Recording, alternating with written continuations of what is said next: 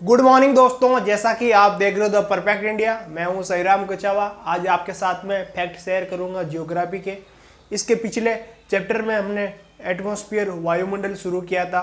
उसमें से हमने सबसे पहले सौरमंडल पढ़ा था, उसके बाद में समताप मंडल पढ़ा। इसके बाद में जो भी मंडल और बचे हुए हैं जिनके तापमान में डिफरेंस है, कुछ भाग में डिफरेंस है, वो हम आज इस वीडियो में क्लियर करेंगे।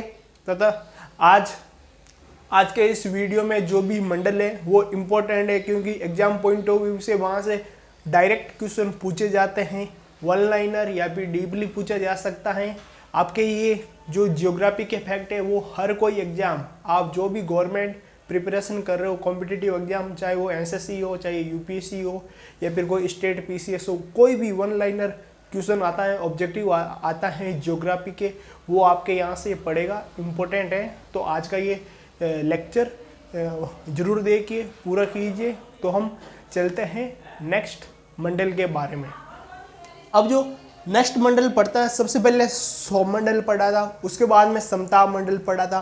अब आज हम पढ़ेंगे मध्य मंडल। अब ये मध्य मंडल क्या होता है, इसमें जो इसकी हाइट होती है ये 50 से 80 किलोमीटर होती है, लगभग नियर बाई अर्थ के एटमॉस्फेयर के अंदर ही होती है, बाहर नहीं होती है। तो यहाँ से जो उल्का व उल्कास में दिखाई देते हैं, यहाँ से क्या होते हैं, जो ये मध्य मंडल होता है ना, वहाँ से अंतरिक्ष से, यूनिवर्स से जो भी बड़े बड़े पत्थर, चट्टानें वो आती हैं, जो भी उनको कहते हैं उल्कास या उल्कास में कहते हैं, वो जो है ना मध्य मंडल या पृथ्वी के घर्षण, पृथ्वी में आपको पता होना चाहिए कि पृथ्वी में घर्षण होता है।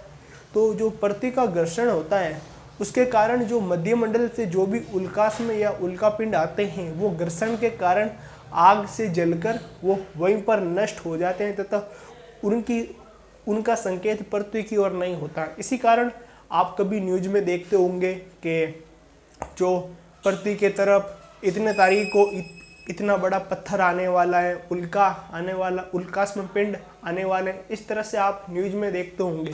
तो यही होता है मध्य मंडल में, होता है उल्का और उल्कास में पिंड यही आते हैं। यहाँ पर जो मध्य मंडल होता है ना, ये मोस्टली उल्का और उल्कास में पिंड जो क्षुद्र ग्रह पट्टी से आते हैं। और ये क्षुद्र ग्रह पट्टी कहाँ पर है, ये आपके मंगल और बृहस्पति जो ग्रह है उनके बीच में है। मध्य मंडल में पिंड घर्षण के कारण आग लगकर जल जाते हैं, ये हमने आपको भी श्योर कर दिया है। तथा यहाँ पर जो तापमान की रिएक्शन होती है, यहाँ पर तापमान घटता है। सबसे पहले हमने सौरमंडल में पढ़ा था, तापमान क्या होता घटता है। फिर क्या होता, फिर हमने समताप मंडल में पढ़ा था, जब ओजोन मंडल, ओजोन परत होता है, वहाँ तक तापमान स्थिर रहता है। और ओजोन मंडल के, ओजोन परत के बाद में जो तापमान है वो बढ़ता है। वापस यहाँ पर नेक्स्ट आ गया मध्य मंडल। मध्य मंडल में तापमान गिरता है, कितना गिरता है, लगभग -100 डिग्री सेल्सियस तक यहाँ पर तापमान डिक्रीज होता है।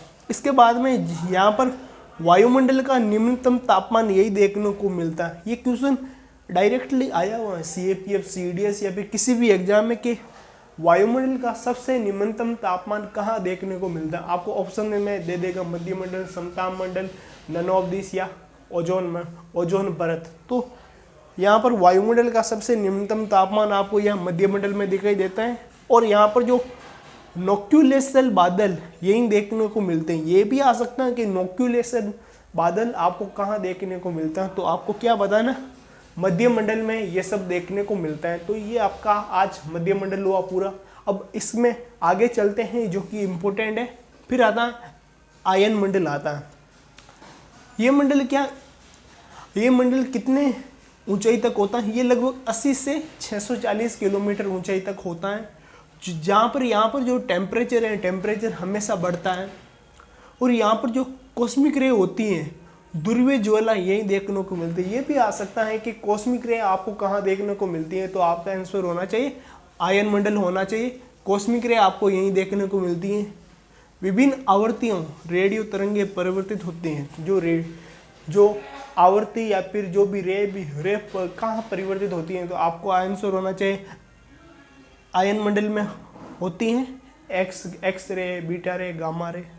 तथा गैसों का आयनीकरण यही देखने को मिलता है। यह भी क्वेश्चन आ चुका कि गैसों का आयनीकरण कहाँ देखने को मिलता है, तो आपका आंसर होना चाहिए आयन मंडल होना चाहिए।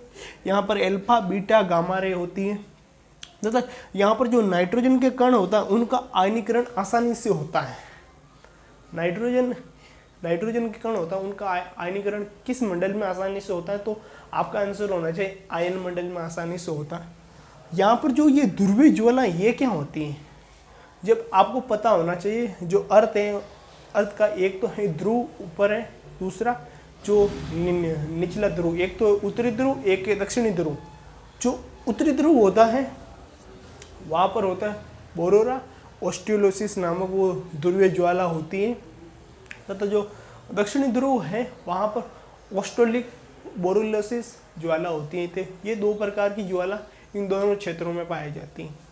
अब इसके बाद में आता है ब्रह्मंडल आता है। इसकी ऊंचाई कितना किलोमीटर होती है, इसकी 640 से 1000 किलोमीटर तक होती है, तथा इसके बारे में वैज्ञानिकों को, साइंटिस्ट को या फिर स्पेस में जो भी काम करे उनको ज़्यादा जानकारी प्राप्त नहीं है इसके बारे में।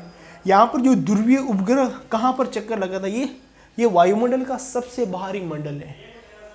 जो भी हमने अब तक जो भी मंडल देखे हैं वहाँ पर कोई भी स्पेस या फिर कोई भी उपग्रह वहाँ पर या फिर स्पेस क्राफ्ट वहाँ पर नहीं होता है। जो भी होता है पृथ्वी के वायुमंडल के बाहर होता है, और पृथ्वी का वायुमंडल यहीं से होता है ब्रह्मंडल। जो ध्रुवीय उपग्रह कहाँ पर चक्कर लगाते हैं, ब्रह्मंडल में चक्कर लगाते हैं। तथा निम्न कक्षा के उपग्रह भी होते हैं जो पृथ्वी के आसपास ही घूम सकते हैं। निम्न कक्षा के उपग्रह भी यहीं चक्कर लगाते हैं। यहाँ पर आता है विद्युत आवेशित कण की प्रधानता। जो पृथ्वी के बाहरी एटमॉस्फेयर है जहाँ वहाँ पर विद्युत कण की बहुत ज़्यादा मात्रा में प्रधानता है, तो ये पूछा जा सकता है ब्रह्मंडल में विद्युत आवेशित कण की प्रधानता ज़्यादा होती है। तथा यहाँ पर जो चुंबक मंडल है वो ये ब्रह्मंडल में पाया जाता है। तो जो स्पेस की जो भी घटना होती है, एक्टिविटी होती है, वो भी यही ब्रह्मंडल में पाया जाता है। तो दोस्तों आज के हम इस वीडियो में जो भी वायुमंडल के जो भी फैक्ट हैं उसको हमने पूरा कर लिया। तो ये वीडियो आपको अच्छी लगी तो प्लीज़ लाइक कीजिए, सब्सक्राइब कीजिए एंड बेल आइकन जरूर दबाइए। Thank you.